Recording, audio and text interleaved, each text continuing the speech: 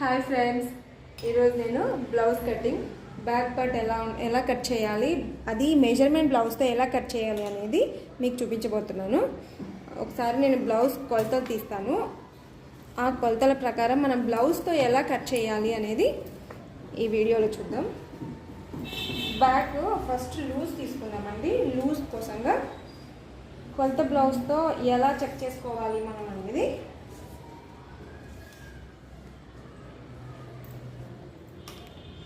చూడండి. 20.5 వచ్చింది. 20.5లో హాఫ్. ఎందుకు 20.5లో హాఫ్ అంటే ఇది ఫుల్ తీసుకున్నాను. ఇది 2 పార్ట్స్ ఉందన్నమాట. ఓపెన్ పార్ట్ వచ్చేసి నాకు ఆపోజిట్లో ఉంది, నా పక్కన మాత్రం ఫోల్డింగ్తో ఉంది. చూసారు కదండి. ఓకే, ఇప్పుడు 20.5 కదా. లూజ్ వచ్చేసి మనకి 10 పావు. చూసారా, 10 పావు. ఓకే, చూస్తున్నారు కదా. ఇలా తీసుకొని 2 ఇంచెస్ ఖర్చుకు తీసుకుందాం. ఓకే, నెక్స్ట్ ఇది పొడవు తీసుకుందాం. ఈ పొడవు ఎంత ఉందో అనేది మనం ఇక్కడ చూద్దాం. డైరెక్ట్ ఇది అనమాట బ్లౌజ్ కొలత కదా. ఇది ఖర్చుకు తీసుకున్నానండి. ఇక్కడ లైన్ కనబడుతుంది కదా మీకు. ఇక్కడ ఖర్చు నుండి ఇక్కడ ఖర్చుకు తీసుకొని పైన మార్కింగ్ చేసుకోవాలి. చూడండి, సరిగ్గా చూడండి. ఇక్కడ ఖర్చుకు తీసుకున్నాను, ఇక్కడ వచ్చేసి ఖర్చుకు వదిలి మార్కింగ్ వేసుకున్నాను. ఓకే, అలాగే బ్యాక్ నెక్ ఎంత ఉంది అనేది చూద్దాం. ఇది డైరెక్ట్ బ్లౌజ్ కొలత కాబట్టి చూడండి. ఇది బ్యాక్ పార్ట్ తీసుకోవాలి. ఎలాగా చూసారు కదా.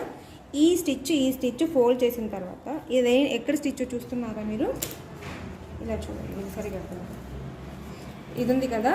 ఈ స్టిచ్ ఫోల్డ్ చేసేద్దాం.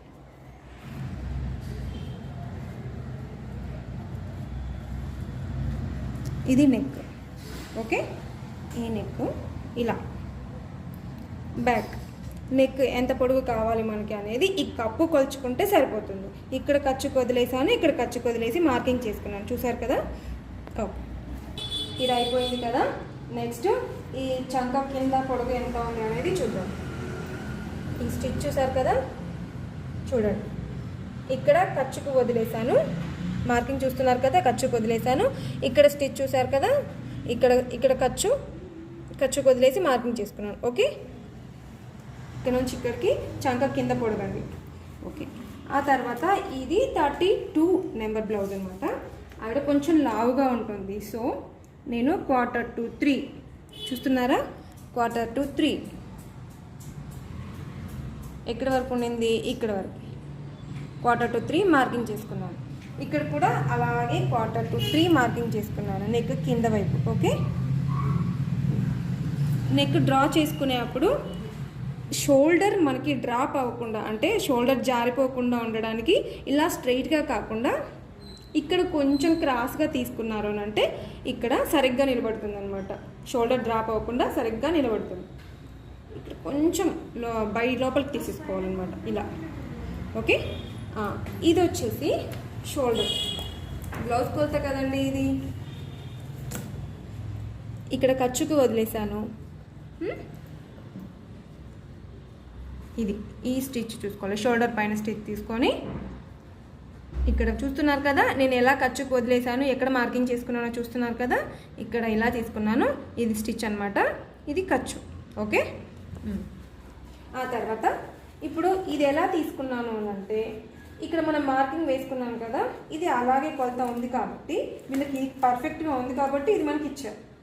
సో మనకి యాక్చువల్గా అయితే డైరెక్ట్గా మెజర్మెంట్ తీసుకుంటే షోల్డర్ ఎంత ఉందో ఇక్కడ కూడా మనం అంతే ఇవ్వాలి. ఇది 6 వచ్చింది, ఇక్కడ కూడా అంతే ఇవ్వాలి. కానీ ఈ బ్లౌజ్ కొలత ప్రకారం 6.5 వచ్చింది. ఈ మార్కింగ్కి సరిపోయేలాగా 6.5 వచ్చింది. 6.5 కూడా తీసుకోవచ్చండి మనం. ఓకే, 6.5 ఇది మార్కింగ్ చేసుకొని ఇక్కడ వచ్చి 1.5 మార్కింగ్ చేసుకున్నాను. 1.5 మార్కింగ్ చేసుకొని లైట్గా చంక కరువు తీసుకున్నాను. ఓకే, అర్థమైంది కదండి.